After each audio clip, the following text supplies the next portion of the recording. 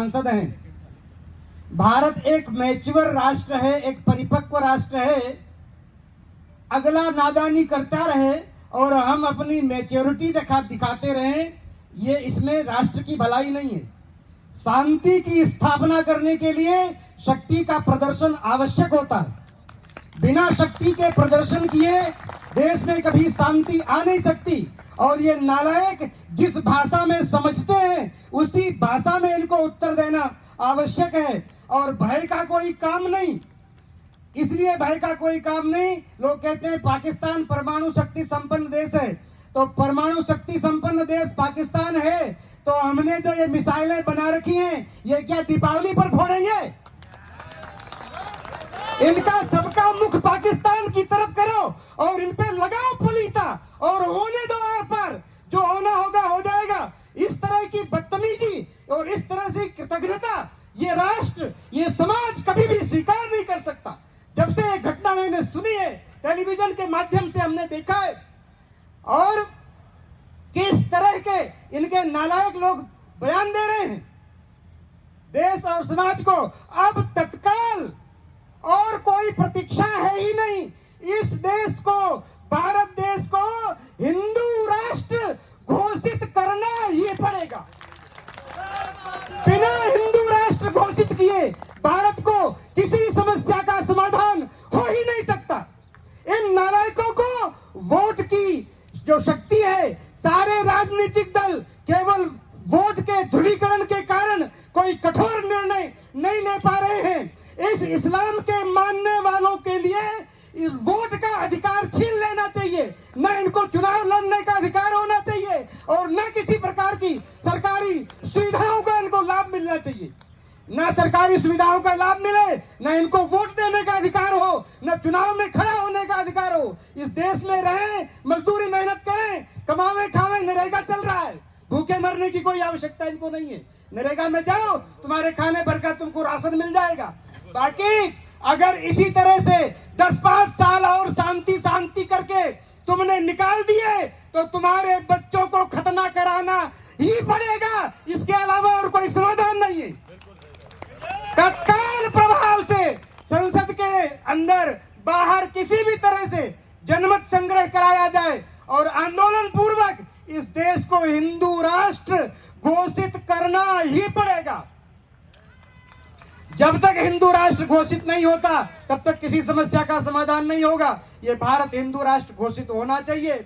इस तरह के इनके नालायकों के क्या कहें, आप समझ जाओ जो मैं कहना चाह रहा हूं। मंच की मर्यादा है, कह नहीं पा रहा हूं।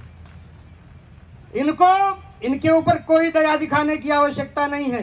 कहते हैं प्रत्येक मुसलमान आतंकवादी नहीं है, प्रत्येक मुसलमान आतंकवादी नहीं है, मैं भी कहता हूं, पर प्रत्येक आतंकवादी मुसलमान ही क्यों है, ये विश्वास के योग्य नहीं है। इनसे मताधिकार का अधिकार छीन लिया जाए, बस इनको वोट देने का अधिकार नहीं रहे, बस सारी राजनीतिक पार्टियां इनका पीछा छोड़ देंगी। लेकिन वोट के कारण ही सब इनके पिछलग्गू बने हुए हैं। देश को हिंदू राष्ट्र घोषित करें, ब्राह्मण, क्षत्रिय, वैश्य, शूद्र, अगड़ा, पिछड़ा, इन सब की भावनाओं से ऊपर उठ करके हम सब लोग साधु समाज अपने स्तर पर प्रयास कर रहे हैं। दार्शनिक स्तर पर, व्यवहारिक स्तर पर, वैज्ञानिक स्तर पर, तीनों तरह से हम लोग अपने समाज को एक सूत्र में जोड़ने का प्रयास कर रहे हैं। और समग्र समाज से ये प्रार्थना है, ब्राह्मणों तुम समाज का मस्तिष्क हो, अगर मस्तिष्क बिगड़ गया तो पूरा शरीर बिगड़ जाएगा। इसलिए ब्रह्म देवताओं, आप मस्तिष्क हैं, मस्तिष्क के नाते पूरे शरीर का ध्यान रखना, इसकी सुरक्षा, संरक्षा, संवर्धन करना आपका कर्तव्य है। अपने कर्तव्य का पालन कीजिए। संपूर्ण समाज को एक सूत्र में पिरो करके और एक सूत्र में हिंदू राष्ट्र की तरफ इस राष्ट्र को ले जाना है, तभी समाधान होगा। तभी परशुराम भगवान की जयंतियां मन सकेंगी, तभी शंकराचार्य जी की जयंती मन सकेगी, और चैत्र नवरात्र और शारदीय नवरात्र भी मन सकेंगे। अन्यथा अगर यही स्थिति रही तो कश्मीर छोड़ के भागे, अफगानिस्तान छोड़ के भागे, काबुल, कन्नार, बांग्लादेश की हाल जो देख रहे हो, पश्चिम बंगाल का जो हाल है वो आप देख रहे हो, और मुर्शिदाबाद का जो भी घटना घटी है, ये एक नहीं, वहां से भागोगे यहाँ और यहाँ से भागकर कहाँ जाओगे? हिंद महासागर में डूब के मरने के अलावा तुम्हारे पास और कोई विकल्प नहीं है। इसलिए समग्र हिंदू समाज एक सूत्र में एकत्रित हो और एक सूत्र में, एक स्वर में हिंदू राष्ट्र की घोषणा के लिए प्रयास किया जाए। ये जब भारत देश हिंदू राष्ट्र बनेगा तभी इसका कल्याण होगा। और परशुराम जी की जयंती, और एक बात और कहना चाहता हूं, परशुराम जी का हम लोग विग्रह बनाते हैं और चौराहों पर, सर्कलों पर लगाते हैं। मैं इसके पक्ष में नहीं हूं, ये मेरा व्यक्तिगत मत है, आप लोग इस पर विचार करना। क्योंकि भगवान परशुराम का विग्रह कोई अंबेडकर अथवा महात्मा गांधी की प्रतिमा नहीं है, वो भगवान महाविष्णु के छठे अवतार हैं। उनकी विधिवत प्रतिष्ठा, पूजा अर्चना होनी चाहिए। जहां जहां भगवान परशुराम के विग्रह लगे वहां वहां पर सुबह शाम आरती हो, और दोनों समय नहीं तो एक समय कम से कम भोग लगे।